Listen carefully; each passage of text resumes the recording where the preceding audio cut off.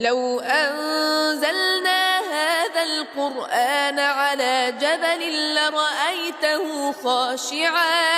لرأيته خاشعا متصدعا من خشية الله.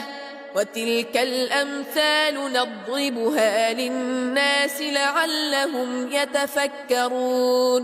هو الله الذي لا إله إلا هو عالم الغيب والشهادة هو الرحمن الرحيم.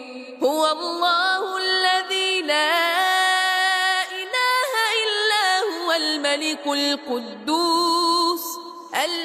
القدوس السلام المؤمن المهيمن العزيز الجبار المتكبر سبحان الله عما يشركون.